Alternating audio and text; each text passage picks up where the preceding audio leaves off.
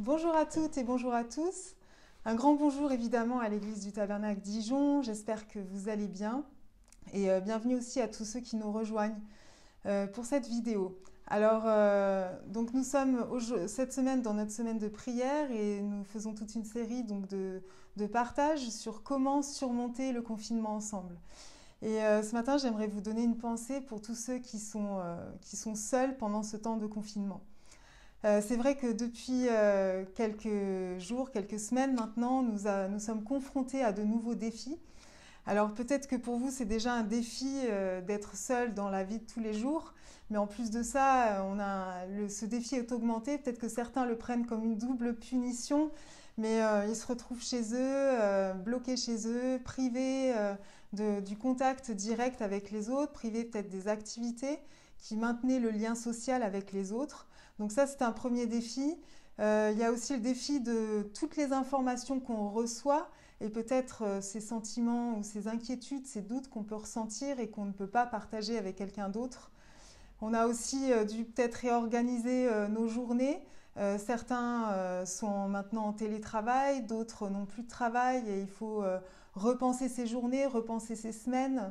Et puis aussi gérer sa vie spirituelle seule, alors qu'avant, elle était peut-être ponctuée aussi, elle était sûrement ponctuée par les rencontres à l'église. Donc c'est vrai que face à tous ces défis, comment réagir et comment arriver à surmonter cette phase de confinement? Alors j'aimerais aujourd'hui, ce matin, vous donner 4 clés pour surmonter ce confinement. La première clé que je peux vous donner, c'est de cultiver sa relation au Saint-Esprit. Je crois qu'on l'a beaucoup dit ces derniers temps et c'est vraiment un temps à part, le temps de confinement, mais c'est vraiment Dieu qui nous appelle à revenir à lui, à revenir à une intimité profonde avec lui. Et je pense que c'est très important quand on est seul de vraiment cultiver au quotidien sa relation avec le Saint-Esprit. Et j'aimerais pour cela prendre un passage dans l'évangile de Jean au chapitre 14, versets 15 à 18.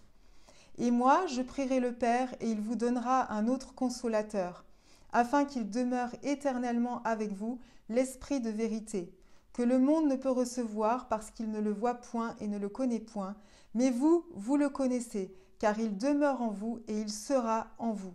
Je ne vous laisserai pas orphelins, je viendrai à vous. Il faut vraiment qu'on réalise encore aujourd'hui que le Saint-Esprit est une personne à part entière et que si nous avons accepté Jésus comme Sauveur, Seigneur de notre vie, alors l'Esprit de Dieu habite en nous. Et ce Saint-Esprit à part entière, cette personne à part entière est présente à chaque instant de notre vie, pas seulement quand nous passons du temps particulier dans l'intimité avec Dieu, mais il est là tout le temps.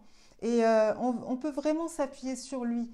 Et c'est lui qui nous communique l'amour de Dieu, c'est lui qui nous fortifie, qui nous porte, qui est notre conseiller. Il est notre confident, notre ami, notre partenaire et nous pouvons tout partager avec lui. De ce fait, nous ne sommes plus seuls. Et il va nous donner tout ce dont nous avons besoin. Et surtout, il va nous révéler qui est le Père et l'amour du Père et la bonté du Père pour nous. Et ça, c'est très important. Dans Luc 11, verset 13, Jésus dit « Si donc, méchants comme vous l'êtes, vous savez donner de bonnes choses à vos enfants, à combien plus forte raison le Père Céleste donnera-t-il le Saint-Esprit à ceux qui le lui demandent ?» En fait, la chose la plus importante que Dieu veut nous donner, c'est son Saint-Esprit. Et s'il veut nous donner cette chose-là, c'est parce qu'elle va totalement combler notre vie. Donc, de ce fait, nous ne pouvons pas être seuls si nous sommes vraiment accompagnés du Saint-Esprit tous les jours. Et je vous encourage vraiment à cultiver cette relation au quotidien, à chaque instant, chaque heure. Soyez vraiment en relation personnelle, intense avec le Saint-Esprit. Et on a l'exemple bien sûr de Jésus qui avait besoin de ces temps d'intimité avec le Père pour se fortifier. Donc prenez ces temps aussi pour vous fortifier dans le Saint-Esprit. La deuxième clé que j'aimerais vous partager, c'est de mettre toute votre confiance en Dieu. Il ne faut pas croire que cette situation de confinement rend les choses impossibles. Et on pourrait penser que tout est bloqué, tout est à l'arrêt. Les projets professionnels, projets personnels, cette période peut nous provoquer des inquiétudes par rapport à l'avenir, par rapport à nos finances, par rapport à peut-être la rencontre d'un futur conjoint, tout ça. Mais toutes ces choses-là, soyons sûrs que Dieu s'en occupe et que le confinement n'est pas quelque chose qui va bloquer les plans et les projets de Dieu pour nous. Et je crois vraiment qu'il faut continuer de cultiver cette relation avec le Saint-Esprit parce que là aussi, elle est importante dans tous ces projets parce que le Saint-Esprit va produire le fruit de l'Esprit en nous. Et nous savons que le fruit de l'Esprit, nous le connaissons, ce fruit de l'Esprit, mais il va aussi, et entre autres, nous apporter la paix dans cette situation qui peut être une situation déstabilisante. Alors, moi, je vous encourage à vraiment garder les yeux fixés sur Jésus et à lui faire entièrement confiance, comme Abraham a fait confiance aussi, a eu cette relation avec Dieu, il lui a fait confiance pour tout. Alors bien sûr pour les choses invisibles, dans la perspective éternelle, mais aussi pour tout ce qui est, tous les domaines de sa vie, il lui a fait confiance. Il y a un verset que j'aimerais vous laisser, parce que j'aime beaucoup ce verset, qui dit dans Romains 8, verset 18, et il parle d'Abraham, et il dit, dans la version Bible du Semeur, « Alors que tout portait au contraire, il a eu confiance, plein d'espérance. » Alors aujourd'hui, alors que tout porte au contraire, ayons confiance et soyons remplis d'espérance pour notre vie. La troisième clé que j'aimerais vous laisser, c'est de vous tourner vers les autres et de vous décentrer de votre situation et de vous-même. Je crois que cette situation, on a tendance à regarder à ces circonstances et on a tendance à aussi peut-être regarder ce que les autres ont et ce que nous, on n'a pas. Et par exemple, par les réseaux, on peut savoir beaucoup de choses sur les autres. Et moi, j'ai envie de vous encourager de ne pas regarder à vos circonstances et puis de nourrir des sentiments de frustration ou peut-être même de jalousie par rapport à ce que vivent les autres, ceux qui sont en couple, ceux qui sont en famille, ceux qui sont ensemble, alors que vous êtes tout seul. Non, je crois que c'est vraiment le moment aussi de nous tourner vers les autres en priant pour eux, en les bénissant, en les encourageant aussi par un message avec un verset. On a toutes les technologies possibles et inimaginables aujourd'hui pour pouvoir joindre les autres. On peut les bénir aussi en faisant une action. Si on voit une maman qui est débordée entre son télétravail et ses enfants, on peut lui envoyer un message d'encouragement. Pourquoi pas lui préparer un repas. On peut penser aussi à nos soignants, à leur proposer de faire des courses, tout en respectant bien sûr les consignes de sécurité, les consignes sanitaires et de déplacement qui nous ont été données. Mais je crois qu'on peut s'investir pour les autres et ainsi se décentrer de soi-même. Et en bénissant les autres, vous allez voir que vous allez être bénis. On peut prendre l'exemple de Paul, par exemple, qui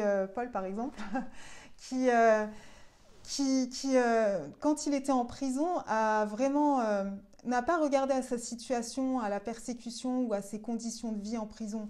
Non, qu'est-ce qu'il a fait? Il priait pour les autres. Il dit par exemple dans Éphésiens, au chapitre 1, verset 15, « C'est pourquoi moi aussi, ayant entendu parler de votre foi au Seigneur Jésus et de votre charité pour tous les saints, je ne cesse de rendre grâce pour vous, faisant mention de vous dans mes prières. » En fait, il rendait constamment grâce à Dieu. Il faisait mention, il priait pour les autres.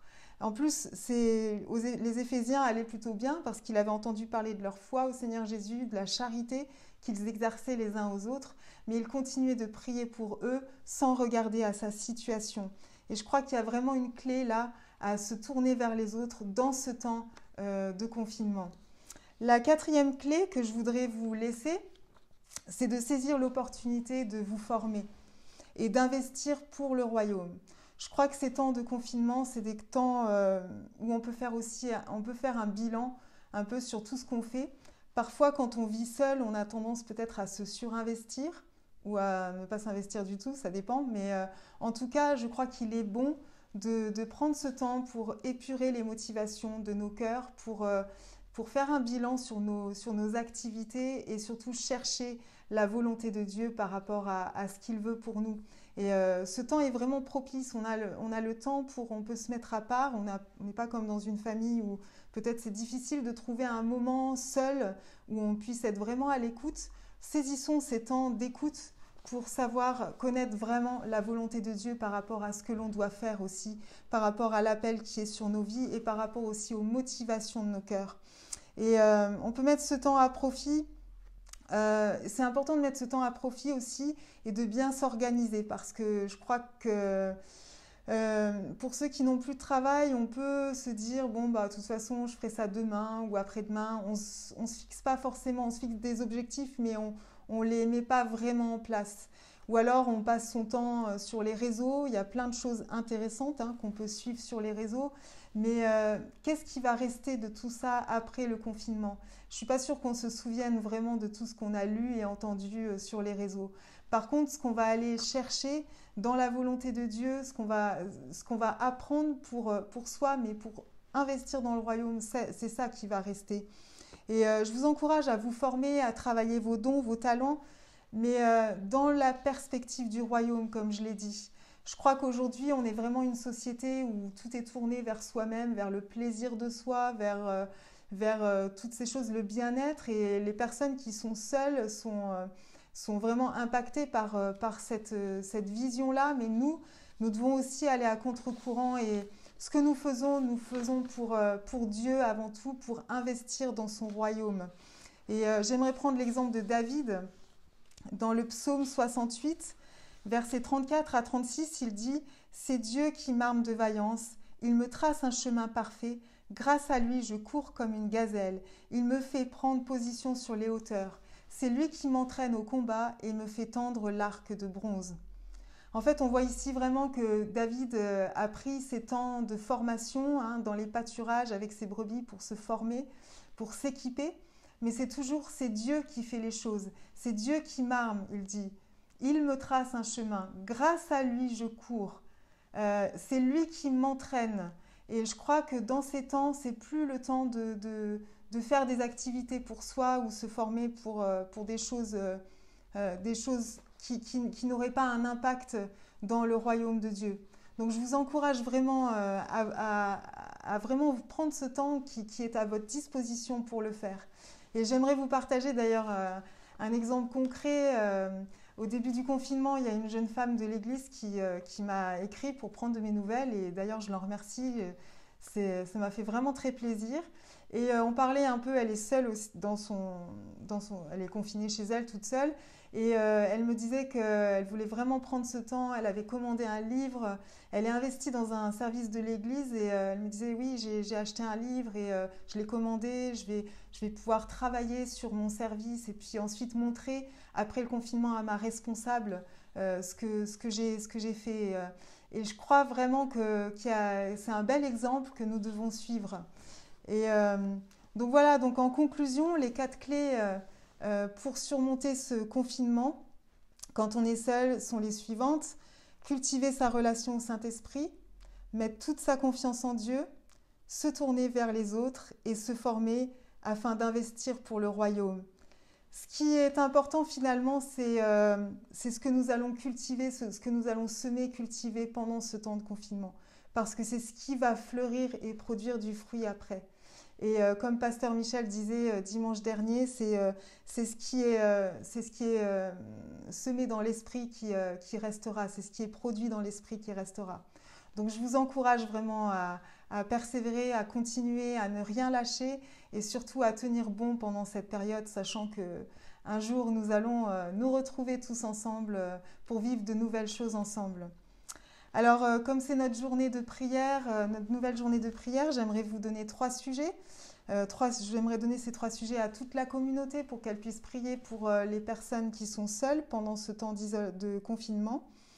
Le premier sujet, c'est le suivant.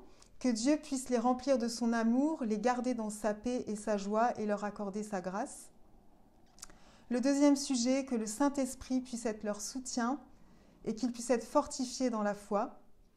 Et le troisième sujet, que Dieu puisse les inspirer et les faire grandir dans leur service au sein du royaume de Dieu. Voilà, en tout cas, j'ai été ravie de passer ce temps avec vous. Sachez que je serai vraiment très heureuse de vous revoir tous très bientôt. En tout cas, prenez soin de vous, soyez bénis et à très vite.